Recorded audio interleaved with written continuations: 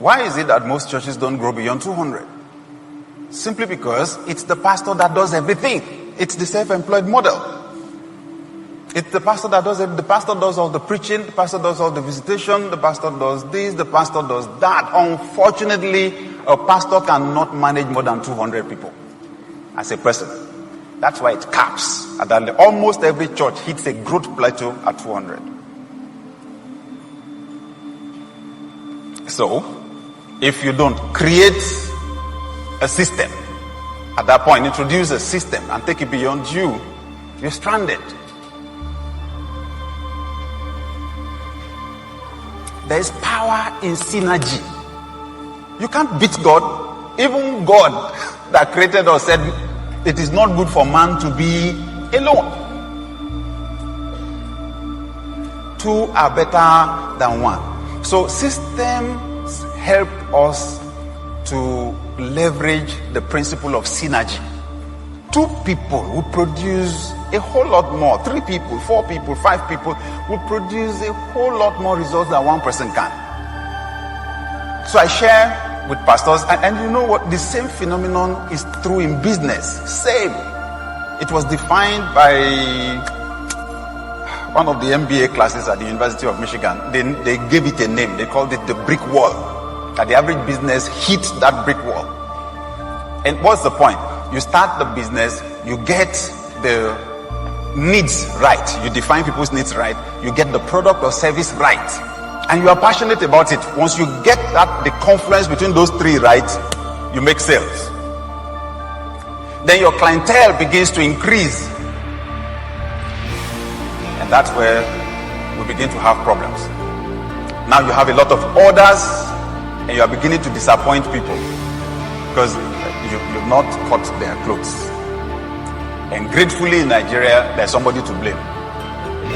NEPA or PHC or whatever, Ikeja electric distribution company or whatever. There was no light. And the water of generator packed up. It's a lie. The point is, you are not having enough time to make those clothes or those dresses. That's the point.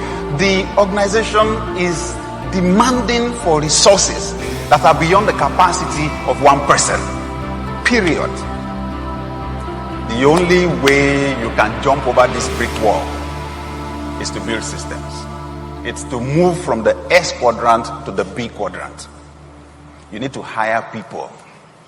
You need to buy more equipment. You need to get a bigger space. It's usually a tough process, but it pays rewards, pays dividends in huge ways, okay? So, you'll be amazed what will happen when instead of only you creating the designs, trying to create the clothes, you now have 2 of you. You then have 3 of you sitting down to discuss. The ideas you will produce will be better than what you could produce as a person. You may even you will be amazed because each person comes with their unique giftings, unique talents, unique perspectives. You bring them together. So I love meetings. I love meetings because the ideas that we create, we produce, will forever be better than what I could produce on my own. So you are able to leverage resources better, maximize them. You take full advantage of your human, material, and financial resources, and you reduce waste and stress. Remember Exodus 18. Jethro is a systems thinker.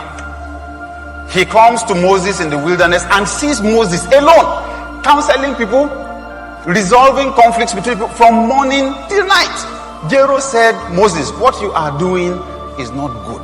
You will wear yourself out, he said, and you will wear these people out. There were things Moses was supposed to be doing that he had no time to do. He was supposed to be praying, discussing with God, and coming to tell people what God told him. So he told him, appoint rulers over 10s, over 50s, over 100s, over 1000s. He said they will resolve the small issues for you, so you only deal with the big issues. Jethro was teaching Moses systems. Systems thinking will reduce your stress, keep you from dying before your time. You remember the same Moses in Numbers 11. Numbers 11, when the people said they were tired of eating carbohydrate, that they wanted protein. They said they were tired of the manna, that they wanted flesh to eat. So Moses went to God and was praying, and prayed one of the most remarkable prayers I ever saw in the Bible. He said, Lord, what should I do with these people? Am I the one that brought them out of Egypt? They are lamenting, they are complaining. Where will I get birds for them? Where will I get flesh for them to eat now? He said, Lord, if truly I have found favor in your sight, kill me now. What kind of prayer is that? If you really love me, just kill me. That was burnout. That was stress.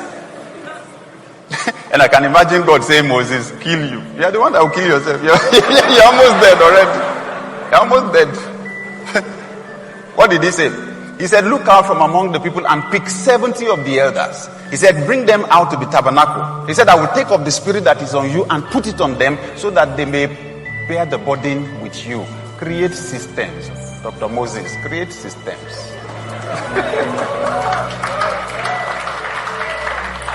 Create a new layer of leadership. When he brought them out, God took the anointing on him. God did not bring new anointing from heaven, no. The same one. Put it on them and they prophesied. 71 people prophesying is better than one person prophesying. You remember 2 of them actually did not come to the anointing service. They were at home. And anointing fell on them there. And Joshua got angry. He said, my Lord Moses, forbid them. They did not come for the anointing service. Why should they receive the anointing? When we get to heaven, I will ask those guys, what were you doing? Were you quarreling with your wife? Or did you sleep? You know what Moses said? Moses said, he said, I wish to God that all of his people prophesied. So, what was he saying? He was confessing, I did not know. I did not know that they could do what I'm doing. I did not know. And you can excuse him for that. Did they see the burning bush? Did they hear from God? No. Have they been to the mountain and stayed with God for 40 days and 40 nights? No. So I can excuse you, Pastor. If you've always thought the people around you cannot do the thing you do because you are the one that God called.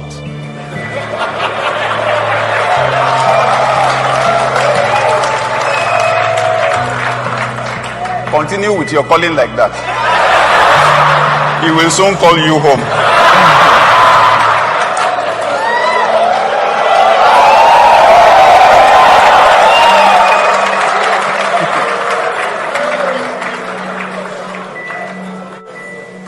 When you run systems, the problems that would get other organizations stranded become opportunities for innovation and creativity for you. That's it.